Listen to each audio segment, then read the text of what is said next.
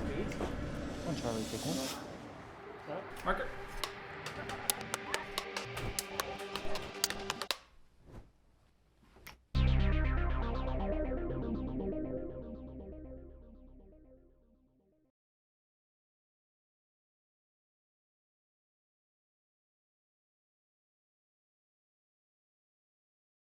So thank you so much again. We're delighted everybody joined us for this wonderful block. I'm going to head introduce our moderator for this panel.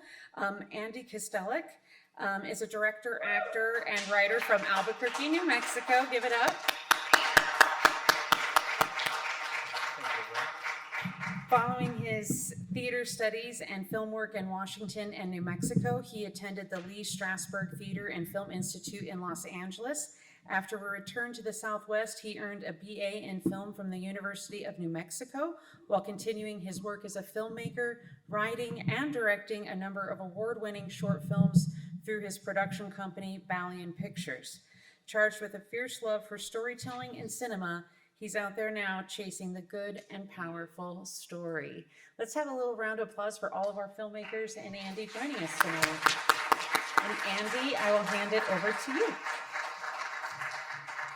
Good evening, everyone. I just wanted to say, first off, you're either a film festival that has the waters waiting there, or you're not. And job AFMX. Evening, everyone. First off, anyone local here? We're all from out of state, right? Thank you all for coming in. You were born here, okay. Hotel, no-tell. Where are you from? Who do we have here, Tony? My name's Devon. I'm from Winnipeg, Canada. You came all the way from Winnipeg. Well done. Yeah. Thank you.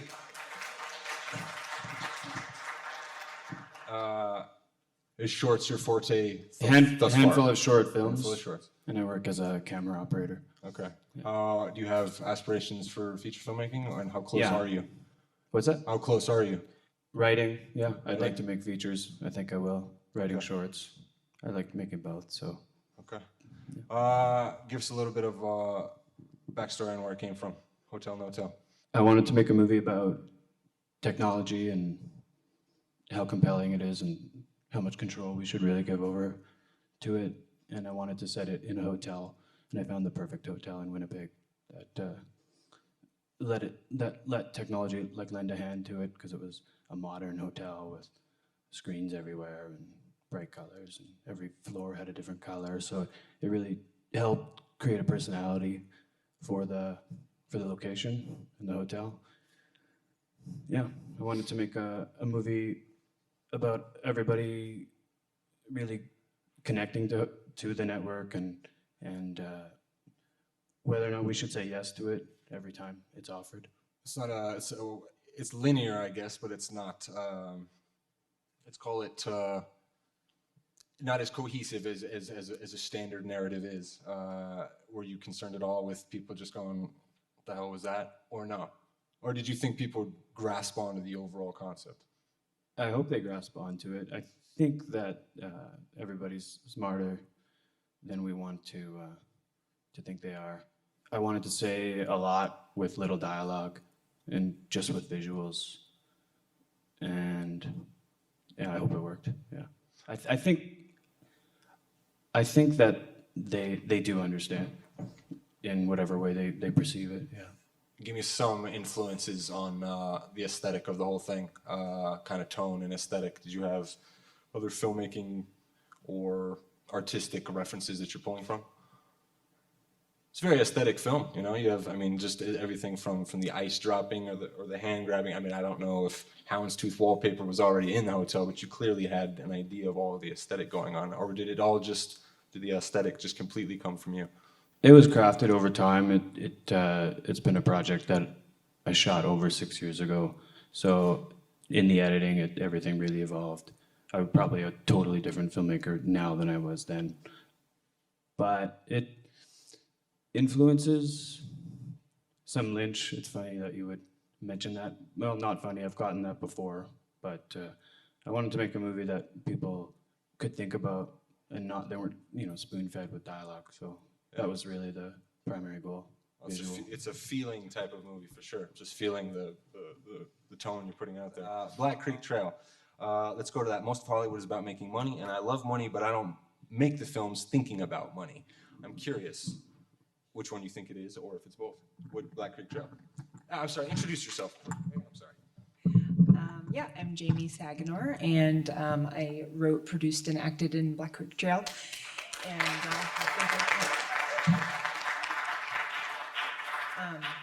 And well, it was something that I wanted to make to express.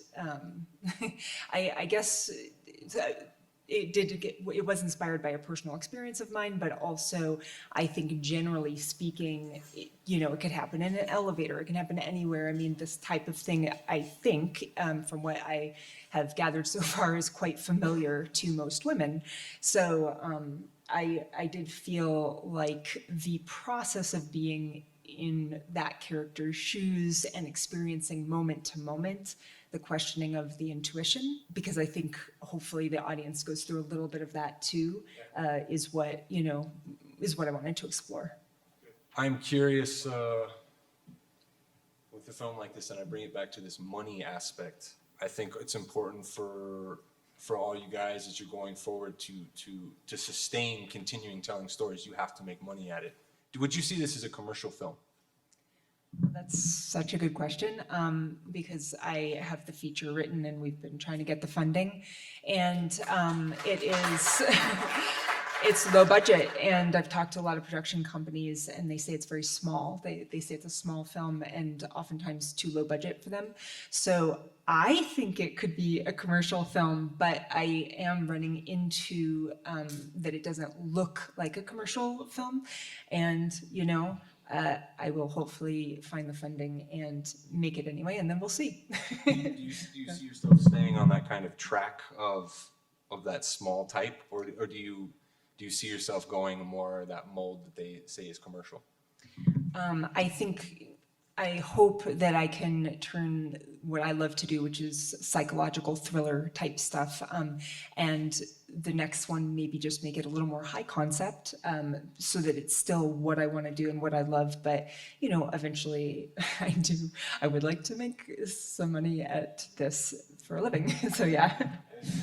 I just think that's something that it's always tough for, especially these type of people on stage, to reconcile the two. And I think we're all finding that along as we're doing these short films, trying to straddle the two and demonstrate what we think could be commercial or what's not. Hold that on to welcome Megan. Same kind of question. Are you? Obviously a completely different type of story, completely different type of tone. But are you finding yourself in that similar kind of? How far are you into your career? Would you say so far? Kind of shorts. Now, you've directed some web series, right? My name's Lily Richards. I made Welcome Megan. Thanks guys. Yeah. So I produced, wrote, directed, and played Alex. And in terms of how far along I am in my career, I don't know when I'm gonna die, so I feel like I can't give like a solid answer as to that. But are you making money? I could be pretty. Are you making money at what you do yet? So that's how we're defining our career. No, I've just. Okay. Yeah. Well, better than me. All right, good. We'll keep going. I do make money, yes. I think that's really neat. What's next? Thank you. Thanks very much. Next project, I am currently shopping a feature, so hopefully we'll see. It's not based on Welcome Megan, but would be willing to maybe do that as a feature at some point. Okay. Yeah, we'll see. To make the script, you need ideas. And for me, a lot of times, final script is made up of many fragments of ideas that came at different times. Give me a little bit idea of the writing process, because I feel like there are some things in there that just came off the cuff when you were doing production, or maybe not. Maybe I just seem like you're very open to just, who thought of throwing the dumbbell? Was that you, or did it just come on the day? It was me, but it did come on the day. So yeah, you're right. A lot of it was kind of improv on the moment, us being in the space, and we actually ended up cutting 5 pages the first day of filming. Because we were in the space and we were looking at our day and we were like, we're not going to make this day. What can we finagle and make happen? And so we wrapped literally right on time, and it kind of got remolded a bit. And like you were saying, like a lot of it, I think got found in editing too. But in terms of, I feel like there was a question there that I forgot about ideas. Just how open are you to, just taking ideas on that? Are you a little more Actually, no. I think it's in being an observer. I don't think you're as rigid in creating that product, and it seems Yeah. like you're open to ideas. And I think it's a real strong trait to have, and especially it kind of comes through on that. So, do you think that's a strong trait to have in an artist? I'm glad I have it. I think I'm come from a theater background, as I think a fair amount of us here-ish. I don't know. I'm assuming y'all come from a theater background. I don't know what gave that away, but no, I think and in theater, sorry, I feel like I'm very loud. I'm gonna hold this over here. In theater, I think you're taught a lot to improvise and to kind of just be off the cuff and live in the moment and see what comes up. And I think that filmmaking could use a lot of that too. So I like to, when I'm on set, I like to, any idea is a good idea. I don't care whose idea it is. If you have an idea and you think it's going to be funny, or you think it's going to be, if it's going to read, whatever, come to me, let's talk about it, let's do it, let's make it happen. Like, I always want to get what I have in my mind for one take, and then the rest of the takes, I'm like, do what you want, let's see where it goes.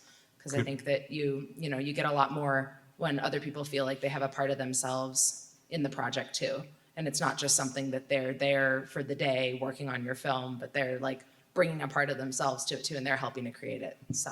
Well said. Well said. The Den, do you share those on your production? I would say your production didn't seem as, it was a little more scripted. Do you share that? Do you share that idea, at least on the Den? Were those ideas shared on the Den? Of being a little more off the cuff. Planning, is that what you're saying? Say again? Rigidity versus, Yeah, rigidity versus, structure. I mean, not rigidity. yeah, let's flexibility. Elasticity. Yeah. But that being said, we did shoot this in like 2.5 days, you know what I mean? So like we had to be moving and like know exactly what we were gonna do. Did you recognize the location? That's something I was going to tell you out in the lobby. It was it's been 10 years almost to the day that I walked into that front lobby, and I saw the blue tile there, and I said, was it a little more, I guess, to get through it in 2.5 days? I think I'll answer this. I didn't direct it. This is a proof of concept for our feature that we wrote first. That's sort of the baby, and I am going to be directing that, so we're kind of funding for that. It's really fun. But I can't speak to, kind of the schedule of the day and like, adding or subtracting things from a directorial point of view, but I know as an actor, I try not to think about giving what I think the read is or is going to be, and I just let each one be its own universe. And if that works, it works. Sometimes it doesn't, but I think it's always more fun for everyone, including the other actors that you're working with and yourself. And I do think it makes the film better as a whole that you're kind of throwing spaghetti at the wall every single time. And that does annoy some people, but I do it anyway. Okay, which leads into how does a team write work for you? Is it the first time you've done it, or well, it was a team write, right? We're getting married in a week. Hey, congratulations! All right. So it better work out really well then. Okay, all right. Teamwork is important at this moment. We've been writing together for 5.5, 6 years. We've written damn near 1,000 pages together, scripts, pilots, features, stage plays. She's writing a novel right now. Weirdly, it's one of those questions that you kind of can't answer because it just depends on who those people are. We're very fortunate in that we sort of make up for each other's, losses. Like we have elements of one another that, can be filling in for. You're trying not to say fill each other's holes, I think. But metaphorically, like, one is feeling more talkative that day and one is feeling more, like being the taskmaster, whatever. Right. And so we're lucky that we get to sort of round each other out that way and share the responsibilities, and not always the same responsibilities every time, depending on mood. True. Yeah. Do you hope to keep it that team right kind of dynamic It's going been down the useful. road? It's been Oh fun. yeah, absolutely. Yeah. And we are making this feature, and we're shopping a pilot right now to some cool networks that are very cool. We like. So we're excited to keep this partnership growing and keep it for life. Good. All right. Just make make one comment on whatever the truth requires. Do you agree with that? So you need to know a little backstory about what we're writing about. Kelsey Ann, by the way, my name is Nathan Simpson. I was a writer and producer and actor. And Same. My name's also Nathan Simpson. I'm Kelsey Ann Wacker, and I wrote it and produced it and was in it as well. What was the question? Kelsey Ann worked whatever at a the theater truth company in requires, Chicago. That their slogan of the whole theater company was, whatever the truth requires. It doesn't exist anymore. The theater's gone, so it's okay. No copyright. But it was really toxic because it's based on real events that happened over the course of 25 years of this theater in Chicago. You can look it up if you want to. I'm giving you a lot of clues. And basically this would happen over and over again with different actresses. And whatever the truth requires was sort of the impetus. It was like, you have to go to these places. You have to do these things. And I think especially as actresses, like there's no work. It's very hard to get the work. So getting it and keeping it is really important. And I think that it just puts you in a really vulnerable place to sort of open yourself up to doing things that you wouldn't normally do or thinking in ways you wouldn't normally think. And you really took advantage of that in many different ways, physically, sexually, mentally. His was process fun. was to isolate a young woman away from the rest of the cast and basically turn them into like these playthings that were utterly his. And he used that motto, whatever the truth requires, to get them to go to mentally places that they shouldn't be asked to go to in the artistic process. But it's very seductive because as a young actor, you go, that's it, that's the answer. You know what I mean? Like I have to like really feel these real things. But that's obviously not true, but it's because it's fake. But in the fakeness, there's realness, which is why it gets so like there's these layers and layers and layers of manipulation that were going on. And I loved what you were saying about ignoring your intuition, and I think like that's present in our film as well. And I really enjoy like messing with that theme because I think a lot of times like the hair on the back of your neck would stand up and you'd be like, something's not right, but you would just let it be appeased by a smile or like someone coming up and interrupting, and just time and time again you sort of get there, but then no one wants to be awkward, no one wants to make a scene, no one, you know, no one wants to be difficult to work with, heaven forbid. So yeah, we often ignore those things and it's not healthy. Thank you. On to MARINN Company. Yeah, segue. You like that? You like that? My name is Emma, and I am the writer, director, and editor, and I guess producer, those very small scales, but yeah, producer of the MARINN Company. That was my film.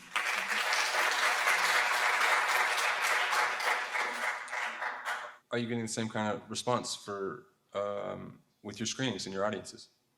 Yeah, the responses have been really overwhelmingly positive, which of course going into every screening, like, you know, I'm sure everybody always gets butterflies, and I'm always a little nervous because, you know, you don't know how the audience is going to take it. But I've been really fortunate in the sense that this is our 4th screening that we've had. And I was able to be present for 3 of them. And yeah, it's been really overwhelmingly positive responses, especially from the women in the audience, which has been really special. Okay. Got to go deeper to get the big fish, right? Is that something you're going to be embracing going forward, or was it maybe for this project that you felt you needed that degree of, blatant, intense, screen violence, I guess? No, that's a great question. No, not at all. A lot of my work definitely tends to veer towards the more intense side. Definitely, like, you know, the projects I've been putting together since high school. My mom, who's in the audience, could tell you that for sure. So yeah, my work always tends to be darker, more intense, you know, varying themes, but that is a common theme throughout it. I wanted to say too, before I run out of time on this, that I think all the products were very polished. MARINN Company, I think, had the right kind of snappy editing versus yours, which is a little more, you know, letting things sit a little longer. And yeah, short versus feature. Is this something that you think fully captured or gave you enough room to say what you really wanted to say, or do you need more? I definitely want more. I definitely need more. Yeah, I'm in the very early stages of putting together a feature script for MARINN. and then, you know, moving forward from there and creating it and such. But yeah, definitely.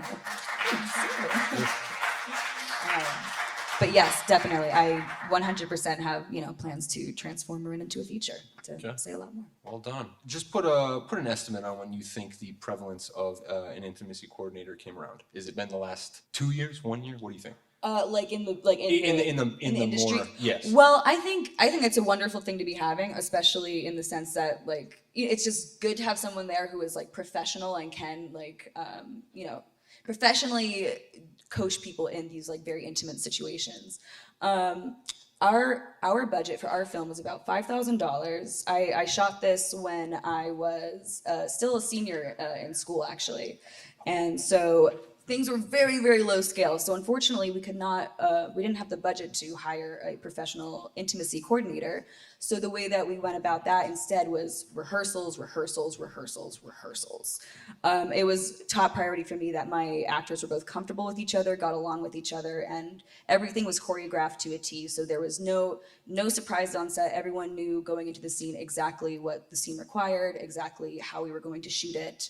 And yeah, it was like, yeah, it was all choreographed, really. So it was very important for me to, have that comfort on I was going to ask how well prepared you were on that, but it sounds like you were Rehearsals. Yeah.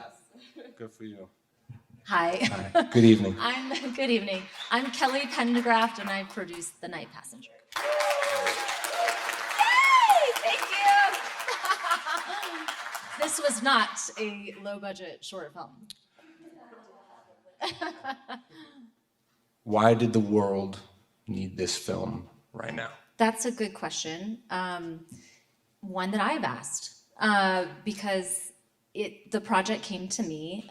My dear friend wanted to make his directorial debut.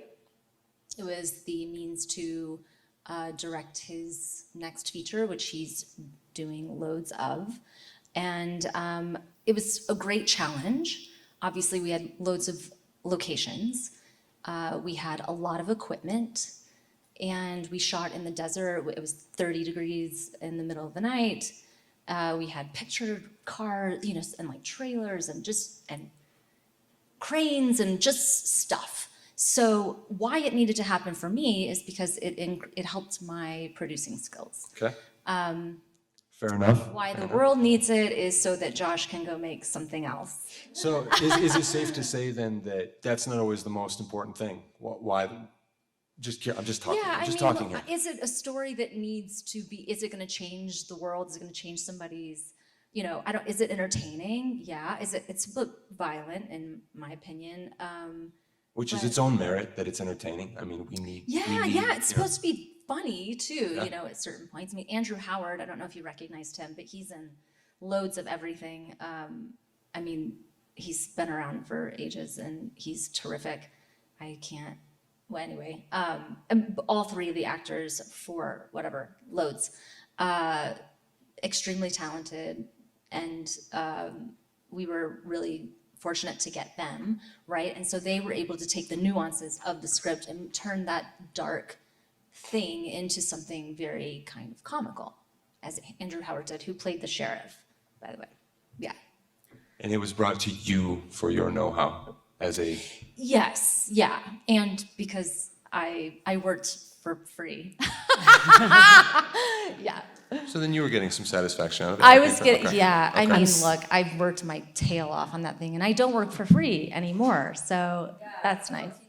Yeah. Yeah, I've done enough of the free stuff. I'm so sorry to interrupt, but Oh, Kelly filmmakers, Rose! I know, Kelly. I'm just kidding. I love you. Kelly and I are good. Yeah, she knows. But I'm going to cut you I have off. 2 more questions for you after. And give them a big round of applause. Thank you so much, Andy, for being our moderator. Appreciate it. And we're going to reset the theater, and then please join us at the top of the hour.